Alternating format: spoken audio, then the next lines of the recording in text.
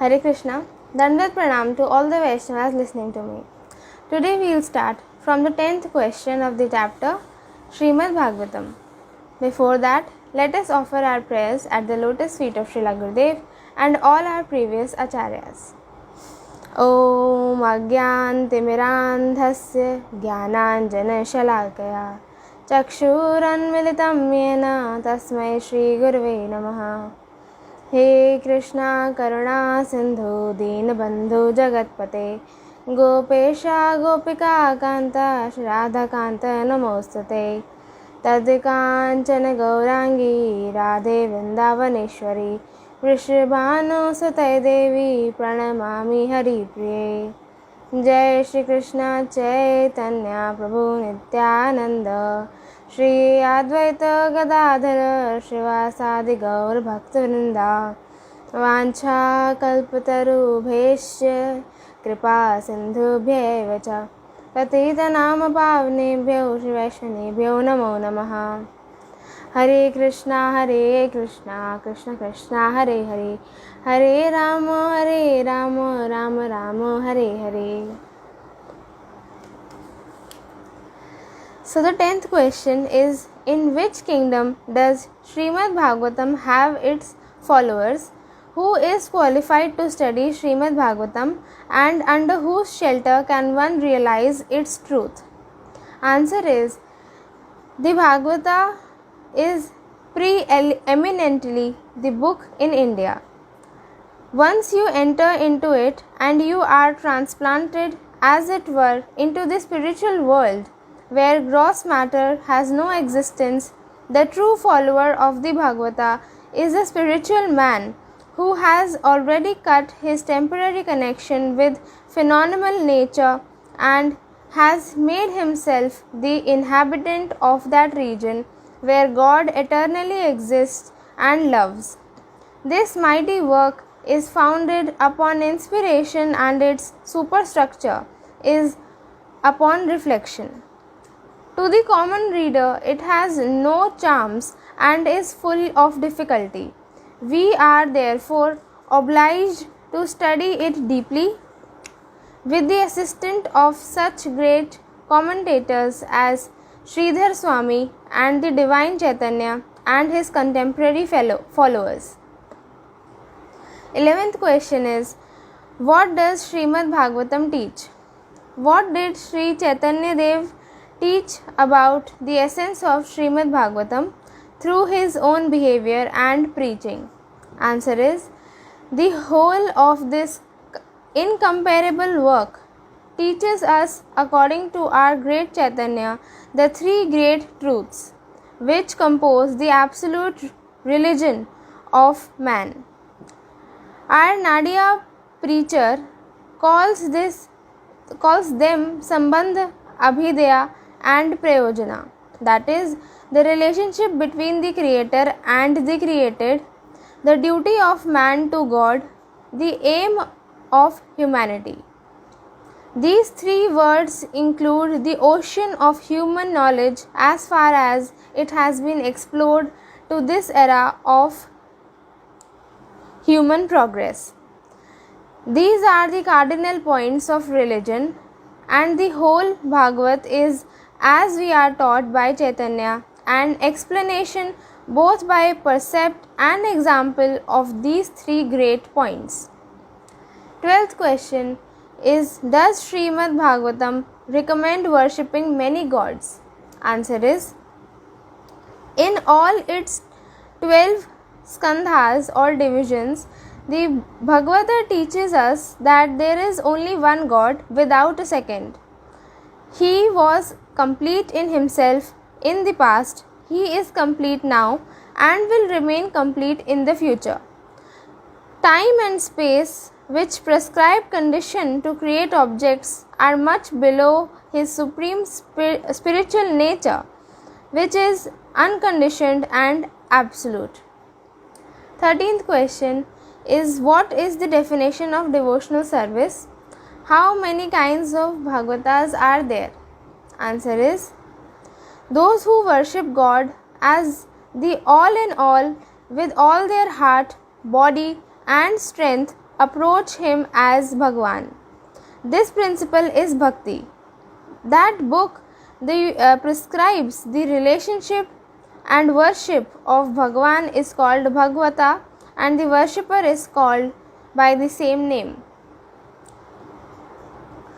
14th question is, why is Bhagavad Dharma supreme?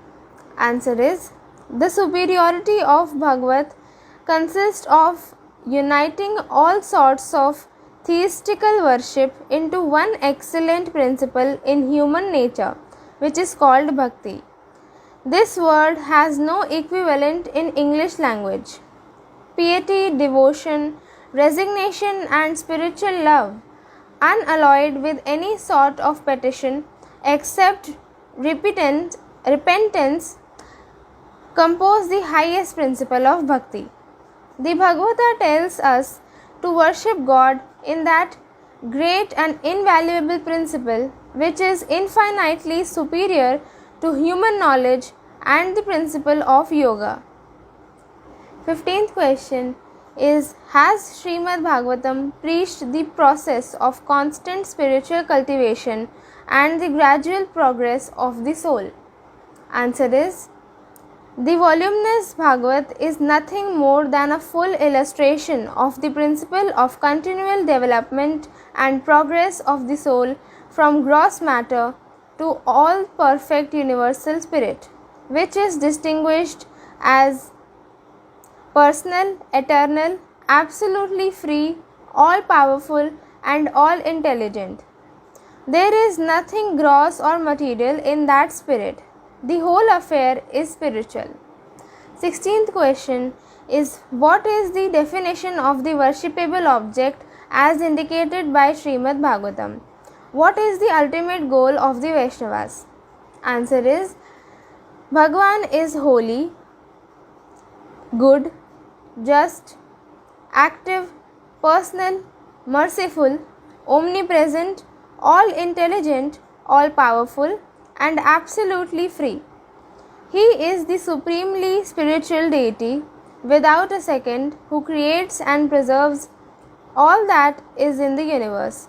The highest aim of the Vaishnava is to spiritually serve that infinite being forever in the activity of absolute truth. 17th question is, can an impartial critic refrain from glorifying the conclusions of Vyasadeva's Srimad Bhagavatam?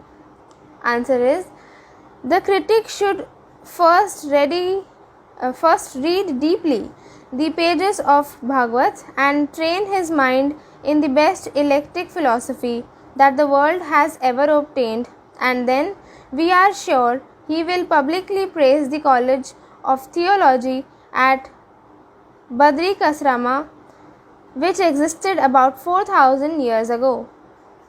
18th question is, when does the absolute truth discussed in Srimad Bhagavatam reveal himself? Answer is, the Bhagavat teaches us that God gave us the truth to Vyasa and he gave it to us when we earnestly seek it. Truth is eternal and unexhausted. 19th question is Bhagavad Dharma universal? Answer is, see how universal is the religion of Bhagavat. It is not intended for a certain class of Hindus only, but it is a gift to all men in every country and every society. 20th question is, what does Srimad Bhagavatam say about the independence and progress of the spirit soul? Answer is, two more principles characterize the Bhagavat: liberty and progress of the soul throughout eternity. With that, we conclude 38th chapter and move on to 39th chapter, which is called Spiritual Literature. First question is, what kind of poetry is Sri Gita Govinda? Who is qualified to study it? Answer is, Gita Govinda is a special poetry book full of transcendental mellows of devotional service, and it describes the exalted pastimes of the Supreme Brahman. There is no other such book in the world. Since the ordinary readers cannot realize the conjugal mellows of the Supreme Lord, and since they are fond of material enjoyment, their study of Sri Gita Govinda is not perfect. The poet Jayadeva Goswami has not offered his book to such readers. Rather, he forbade them to study this book. For persons who are inexperienced in the transcendental mellows of Vraja, discussing Jayadeva Goswami and his work is proof of their shamelessness. Second question is, what is the purport of Sri Ujjvala Nilmani? Is the science of Krishna consciousness under the jurisdiction of material nature? Answer is, the purport of Sri Ujjvala Nilmani is very confidential. The pastimes of Sri Krishna are always transcendental. Although they appear in the material world, there is no tinge of matter in them. The supremely exalted, pure pastimes of Sri Krishna have appeared in the material world along with Vraja from Goloka by the energy of the Lord for the benefit of the living entities. The association between male and female in this world is most abominable. A living entity attaining Krishna's association and a gopi form in a spiritual body is beyond the 24 material elements. Third question is, why is the Sat Sandarbha very dear to Vaishnavas?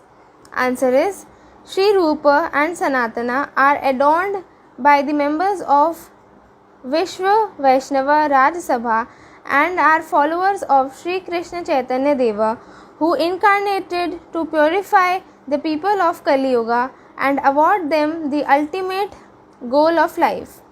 Under the guidance of Sri Rupa and Sanatana, Sri Jiva Goswami composed this great work, the Sandarbhas. We do not have the ability to describe the glories of this work, which is divided into 6 parts. The first part is called Tattva Sandarbha, the second part Bhagavad Sandarbha, and third part Paramatma Sandarbha, fourth part Krishna Sandarbha, fifth part Bhakti Sandarbha, and sixth part Preeti Sandarbha. All the conclusions and thoughts of the Vaishnava Sampradaya are found in this work.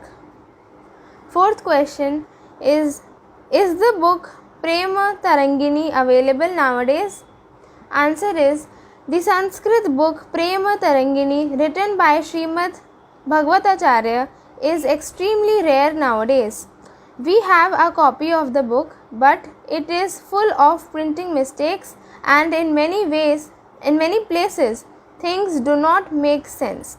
If any devotee has a copy of the book in good condition, kindly give it to us so that we can do something with it. We are appealing to the Vaishnavas with folded hands to please glance mercifully on us in this regard. Fifth question is, what is the difference between an ordinary worldly newspaper and a spiritual newspaper, which reflects the writings of the Mahajanas? Answer is, newspapers that make the readers happy by daily writings of new topics only write about varieties of the material world. But the topics of Lord Hari are different. They never become old. The more one hears or speaks of the Lord, the more one relishes these topics. O readers, if you have any attachment for the topics of Hari, then relish the descriptions written by the Mahajanas again and again. Although this newspaper is very small, nevertheless, in each edition, the conclusive descriptions of the mellows of devotional service written by the previous Mahajanas are published part by part. Since there is no question of worldly stories in this paper, we must publish some compositions of the previous great learned scholars.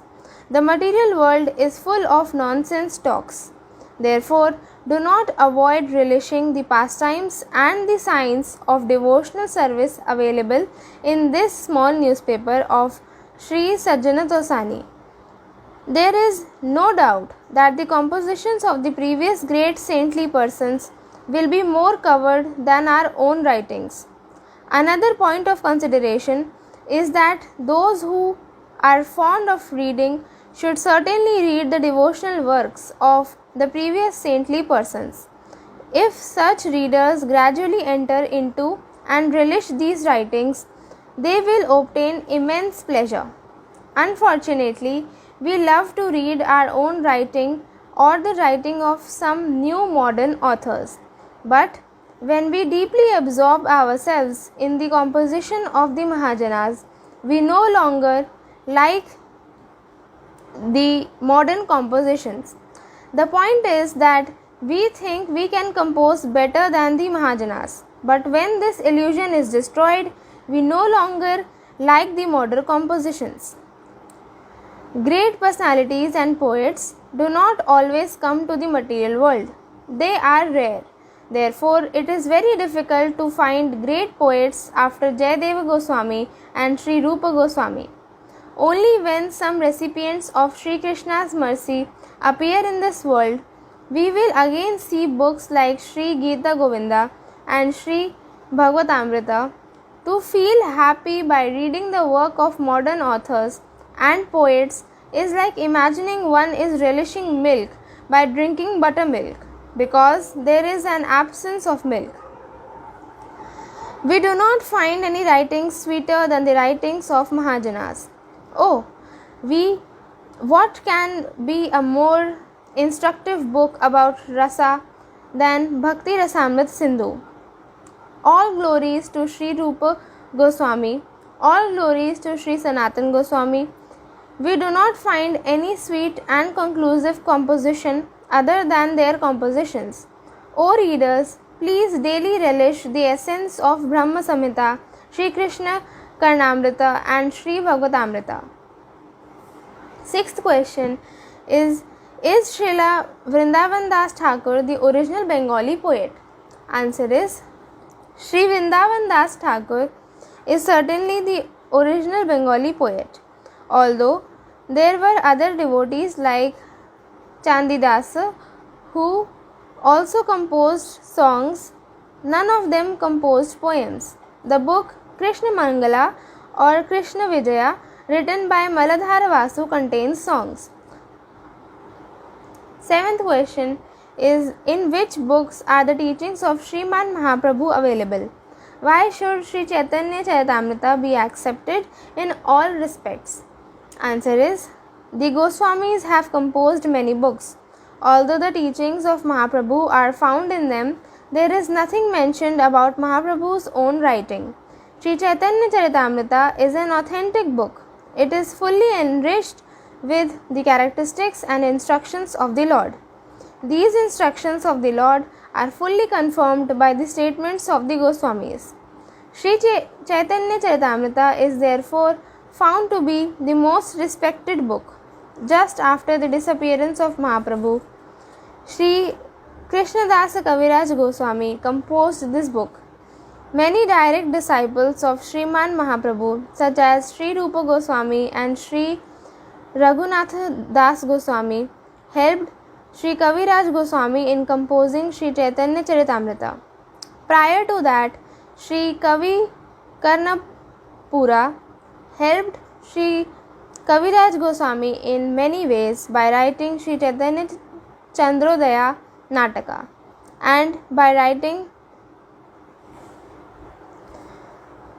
Sri Vrindavan Das Thakur helped Sri Kaviraj Goswami in many ways by writing Sri Chaitanya Bhagavata.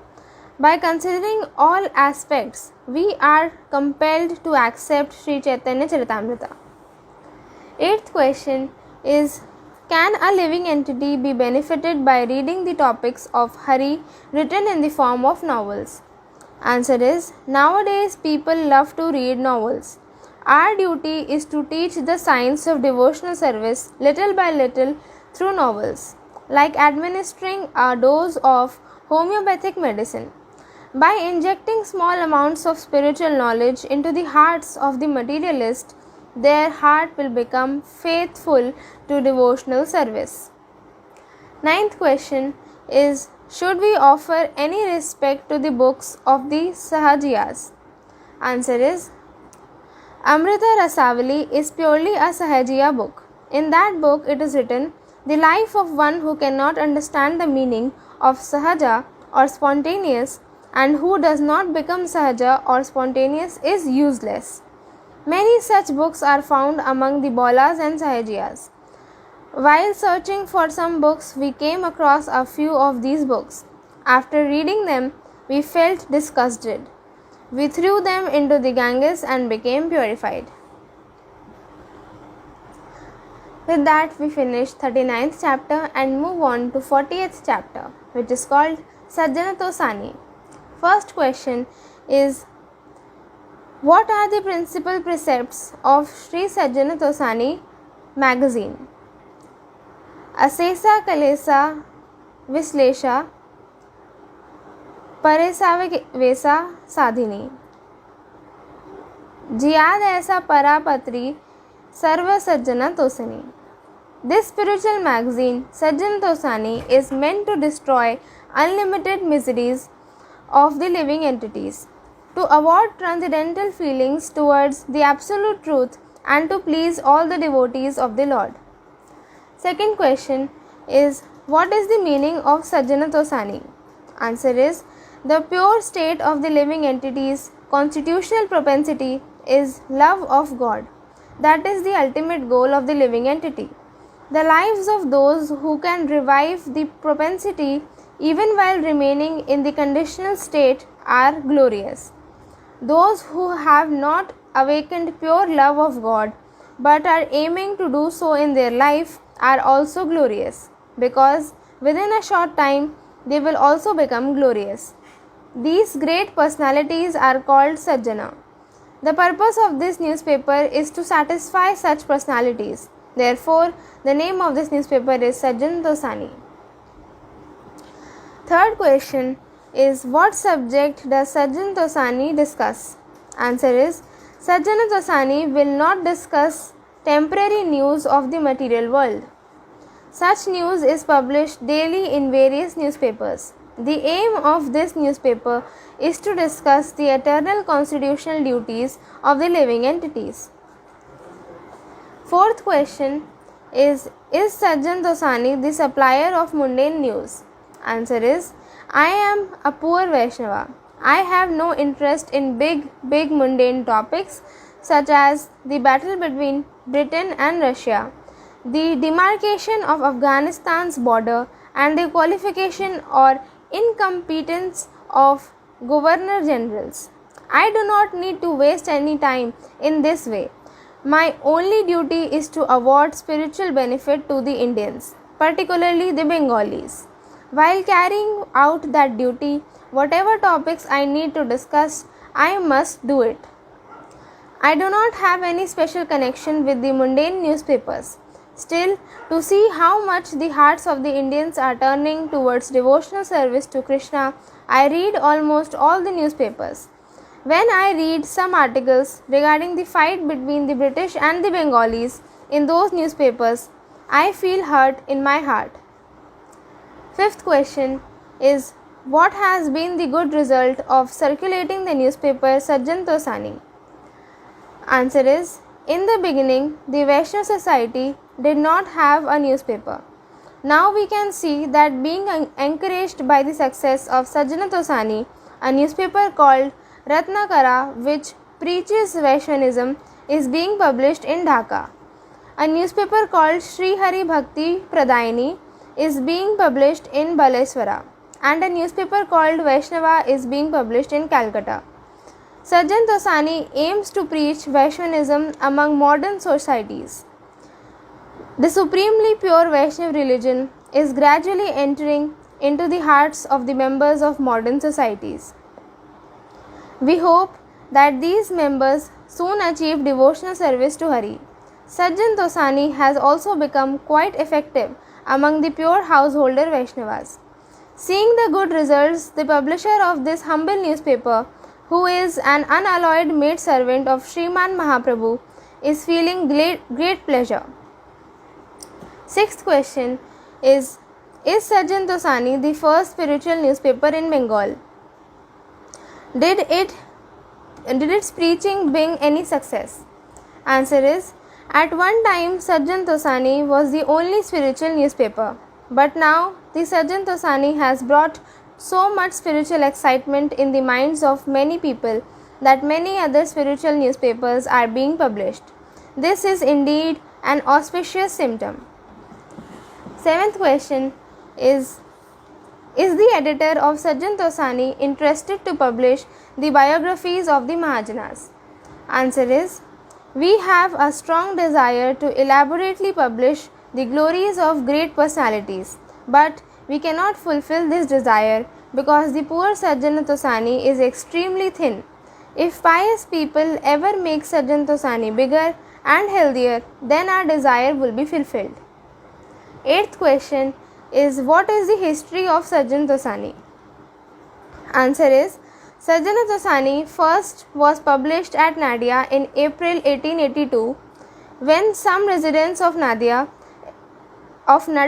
established a new printing press and asked me for some work. I printed my first edition of Sajjan Tosani there.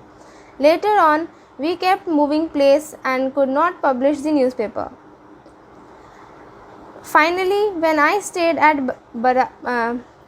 Barasat, I published in English the journal Nitya Rupa Samsthapanam, written by Sri Upendra Goswami. When this English edition was published in 1883, the Sajjan Tosani was temporarily suspended. In 1885, a Vaishnava fund was established at my house in Ramabagan. Thereafter, I spent some time at Saptagrama. Then the Sajjan Tosani started coming out again. Later, Sajjan Tosani was again discontinued as an individual newspaper and merged into Sri Vishwa Vaishnava Sabha. From 1892, Sajjan Tosani again began to come out regularly. Ninth question is, why was Sajjan Tosani not published for 2 years? Who became her sister concern? Answer is, Sajjan Tosani was sleeping for almost 2 years. For various reasons, we had no opportunity to break her sleep. Being encouraged by members of the Vaishnava Sabha, I have requested the sleeping girl to please wake up and again sing the glories of Hari and explain the science of Hari. Out of love, the ecstatic girl again took up her duty. Now the devotees can hear her words attentively. Previously, Sajjan Tosani was alone. Now she will be together with her friend named Prema Parchini and will shower the nectarian signs of Sri Hari. We hope that the hearts of the devotees will be satisfied. The more the devotees express their eagerness, the more the two girls carry out their duties perfectly. With that, we complete our first part of this book called Sambandha and move on to second part of this book called Abhidheya. So the next chapter in Abhidheya part is 41st chapter, which is called the Science of Abhidheya.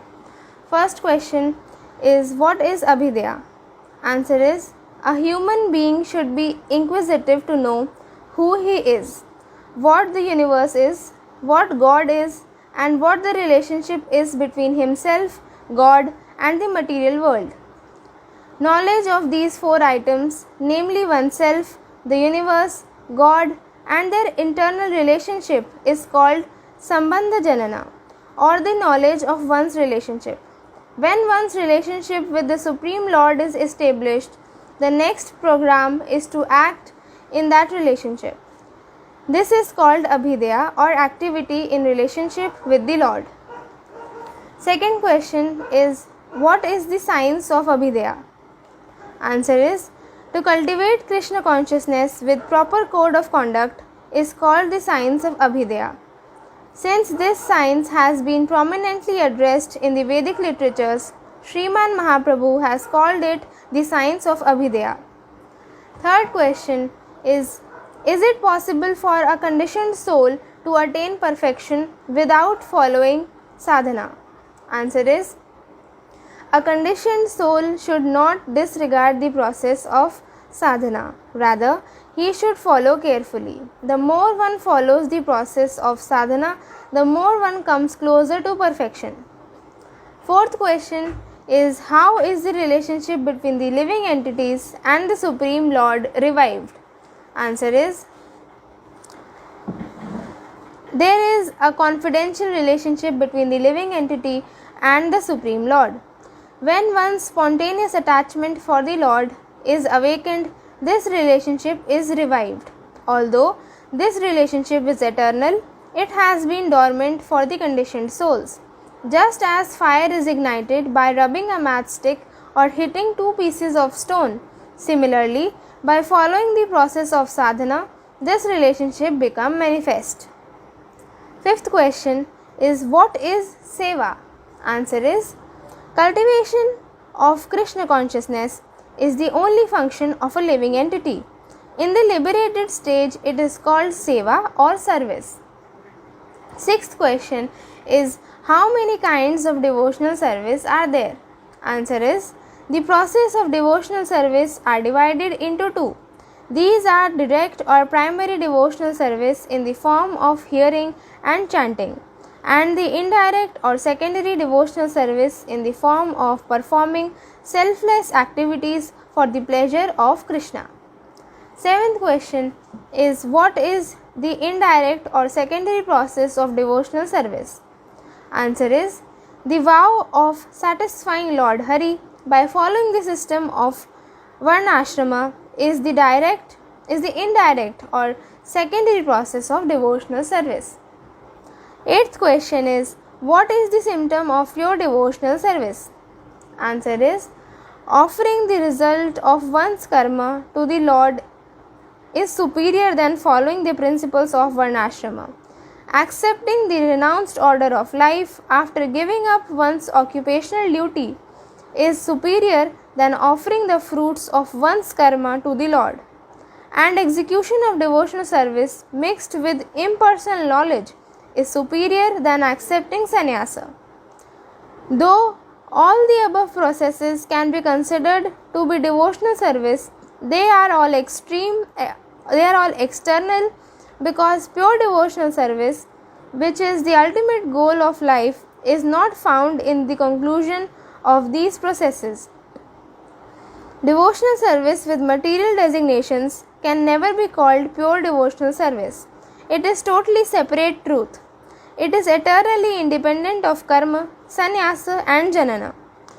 The symptom of pure devotional service is that it is free from desire for sense gratification, uncovered by fruitive activities and mental speculation, and executed favorably for the pleasure of Krishna. This is the ultimate goal of life, because even though it is seen at the time of sadhana, it is clearly visible at the time of perfection. Ninth question is, what is the path of the Mahajanas? Answer is, our Mahajanas path is that which is shown by Srila Vyasadeva, Sukadeva Goswami, Prahlad Maharaj, Sri Chaitanya Mahaprabhu and his associates. We are not to leave aside the path to follow the instructions of new puffed up devotees. 10th question is, can the path of spiritual life be freshly created? Answer is, a path cannot be manufactured. Whatever path is there should be accepted by sadhus. Those who are proud and want fame try vigorously to discover new paths.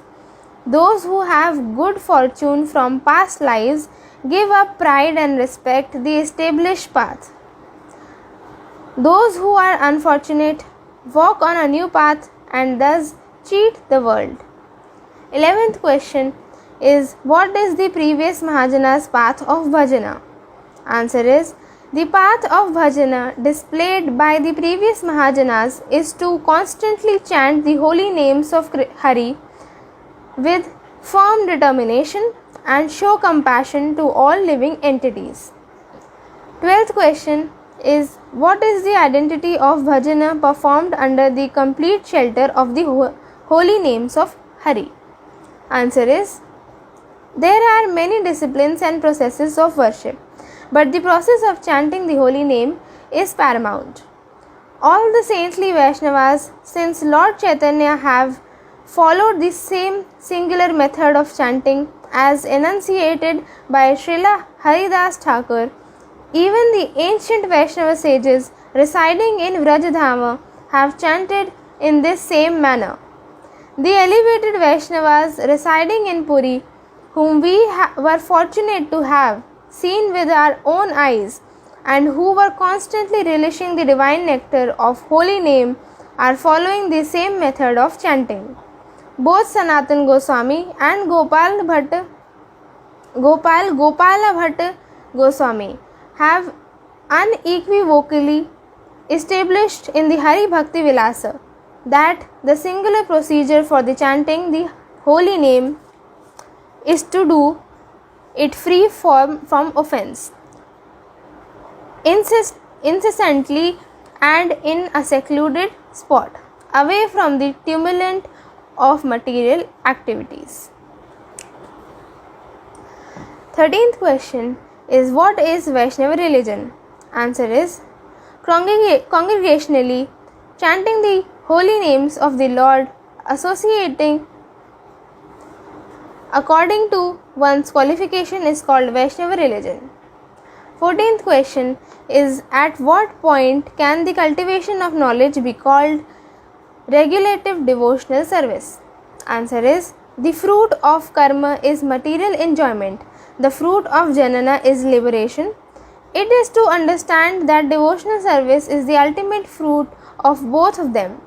Whenever cultivation of knowledge does not aim at devotional service, it is materially designated and averse to the Lord. And whenever it aims at devotional service, it is called regulative devotional service. 9th question is, which devotional service is the eternal constitutional duty of a living entity? Answer is, the devotional service which remains before, during and after liberation is a separate eternal truth. That is the eternal constitution duty of a living entity.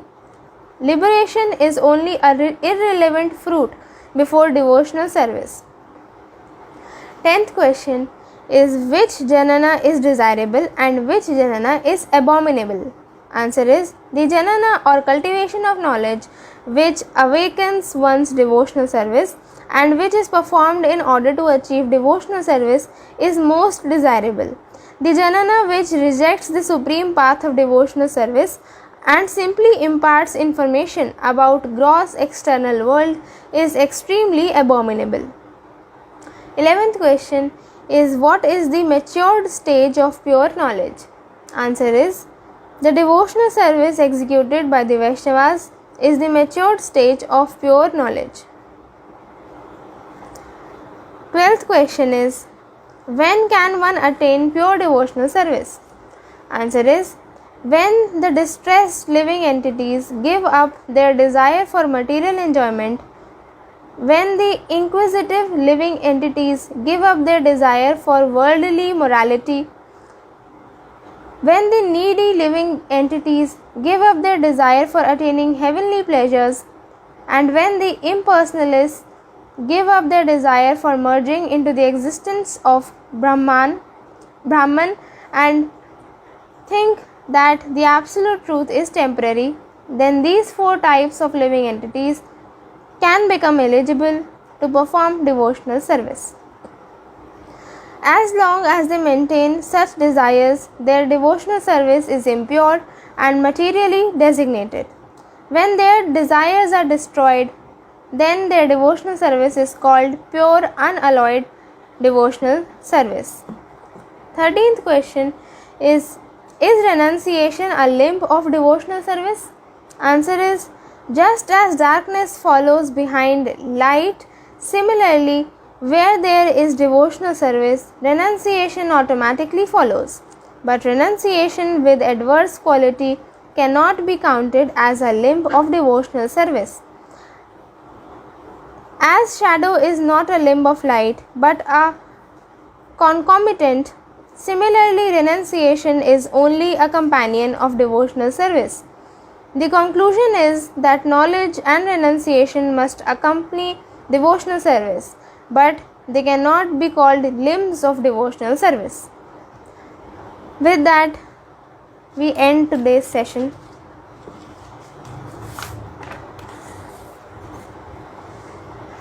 We will continue from here in the next session. My sincere obeisances at the lotus feet of Srila Gurudev and the divine couple Sri Sri Radha Krishna. Hare Krishna, Krishna Krishna, Hare Hare, Hare Ram, Ram Ram, Hare Hare. Nitai Gaur Premanande, Hari Hari Bol.